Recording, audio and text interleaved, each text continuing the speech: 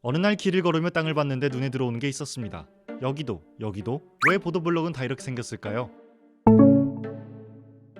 결론부터 말하자면 많이 깔았기 때문입니다. 이 블록은 U자형 인터로킹 블록이라고 부릅니다. 지그재그가 생긴 게 알파벳 U자 같다고 해서 그렇게 불린다고 하는데, 인터로킹이라는 말은 조금 생소하시죠? 인터로킹을 우리나라 말로 표현을 하게 되면 맞물림이라고 할 수가 있어요. 이분은 우리나라 최고의 보도블록 전문가입니다. 네, 손으로 좀 표시를 해보면 이게 블럭이고 이것도 블럭이라고 보면 이렇게 맞물린 거는 인터로킹이 안 돼 있다라고 설명드릴 수가 있고, 이렇게 잡으면 인터로킹이라고 할 수가 있어요. U형 인터로킹 블록은 이 지그재그 면끼리 딱 맞물리게 됩니다. 그러면 블록이 서로 잡아주게 돼 견고해지죠. 그러나 인터로킹을 제대로 완성하기 위해선 필요한 게 하나 더 있습니다. 이것도 인터로킹이고 이것도 인터로킹인데 어떤 게 더 견고해 보이죠? 잡은 게 더. 잡은 게 더 견고해 보이잖아요. 그래서 블럭과 블럭이 이렇게 결합돼 있더라도 블럭 사이에 줄눈모래라는 게 항상 채워져야 됩니다. 빽빽히 잘 채워져 있으면 이런 모습이고, 줄눈모래가 안 채워졌거나 느슨하게 채워져 있으면 이런 모습이라고 볼 수 있어요. 이런 모습은 빠질 수가 있죠. 이렇게 블럭을 요 옆모습을 보시게 되면 이렇게 돌기가 튀어나오는 게 보여요. 이런 돌기가 뭐냐면, 여기 이제 똑같은 블럭을 갖다 붙였을 때 블럭하고 블럭이 딱 이렇게 결합을 하되 붙어 있지 말라고 이런 돌기가 있는 거거든요. 이 돌기가 벌린 틈 사이로 들어가는 게 바로 줄눈모래인 겁니다. 줄눈모래가 제대로 안 들어가면 보도블록이 흔들리고 부실해지는 거죠. 아무튼 이 U형 보도블록이 많이 깔린 데엔 여러 가지 이유가 있습니다. 저렴하면서도 제대로만 깔면 튼튼하다는 장점도 있지만 시대를 잘 타고났죠.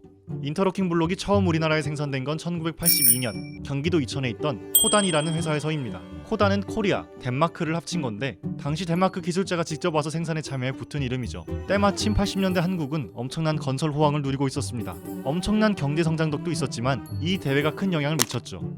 88 올림픽입니다.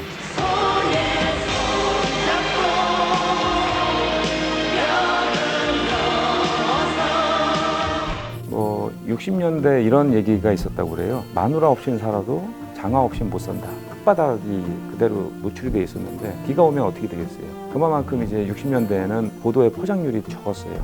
이제 80년대 들어서 86 아시안 게임이고 88 올림픽을 유치를 했죠. 외국 손님을 맞이해야 되니까 지금 있는 그대로를 보여줄 수는 없지 않습니까? 헌진화된 우리나라의 모습을 보여주자 해서 일본도 가보고 유럽도 가보고 하다 보니까 우리나라랑 전혀 다른 그런 블록들이 깔려 있는 거죠. 유럽의 기술력으로 생산한 신문물 인터로킹 블록은 건설 호황기가 겹쳐 전국이 깔리게 됩니다. 지금도 서울대공원에 가보면 당시 깔린 S형 인터로킹 블록을 볼 수 있죠. 보도블록의 대호황기는 90년대 초까지 이어졌습니다. 이번엔 신도시가 개발되기 시작한 거죠.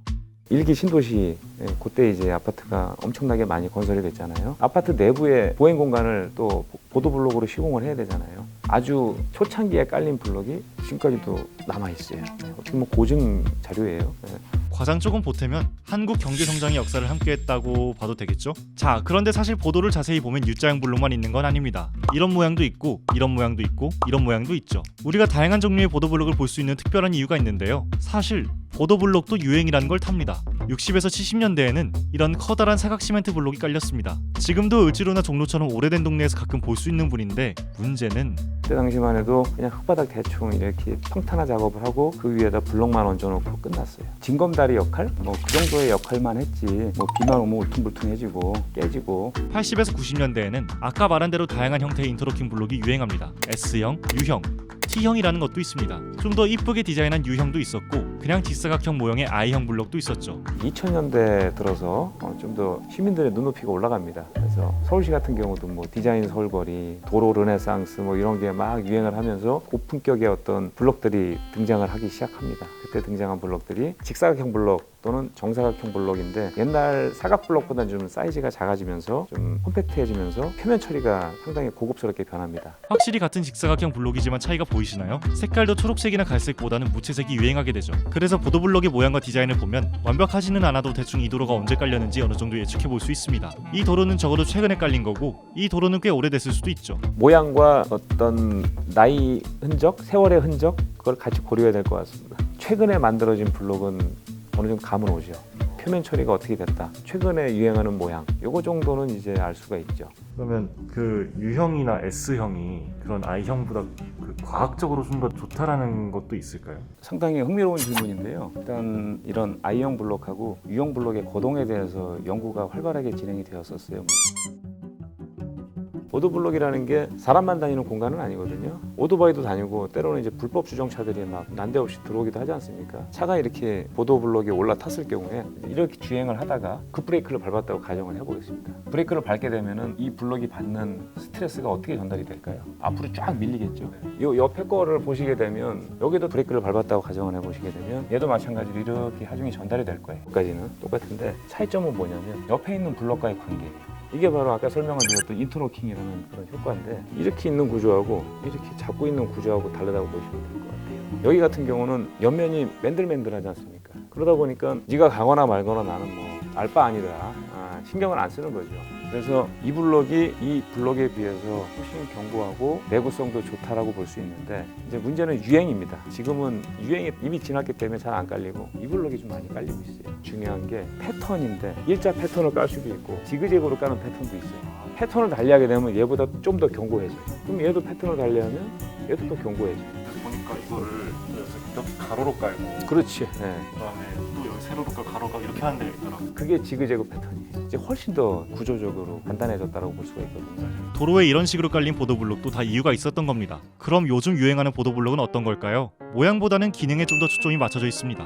물 빠짐이 좋은 투수 블록, 뭐 대기 정화를 시켜주는 뭐 대기 정화 블록, 그리고 포장의 온도를 낮춰주는 차열 블록, 이런 세 가지 정도가 아무래도 계속 지속적으로 연구 개발이 되고 있고 앞으로 수십 년은 좀 이끌어가지 않을까 싶습니다.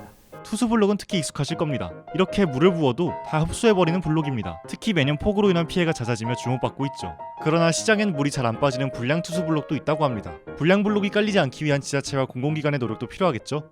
서울시에서 도로가 차지하는 면적 비중이 20%가 넘습니다. 골목길, 이면도로, 생활도로 이런 구간만 투수가 가능한 그런 블록으로 교체를 한다면 홍수의 피해를 예방보다는 저감. 그 얘기를 좀 해볼까요?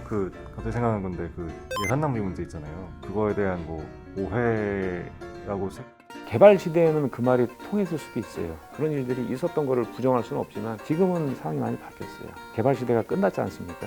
이제는 유지 관리를 하는 시대로 바뀌었거든요. 보도블록도 마찬가지입니다. 저도 비난을 하는 당사자 입장이었는데 막상 이 업무를 하다 보니까 비난받을 일이 아닌 게 많더라고요. 그래서 뭐가 문제일까 들여다봤더니 이 보도라는 구간에 온갖 지하 매설물들이 다 들어와 있어요. 요새 전봇대 전선이 없잖아요. 그게 다 지중화가 되어 있습니다. 하수관은 큰 것들은 이제 차도에 있긴 있는데 작은 것들은 이제 보도에 있고 얘도 유지 보수를 필요로 하거든요. 그러면 보도를 파헤쳐야 돼요. 근데 일반 시민들은 오해를 하는 거예요.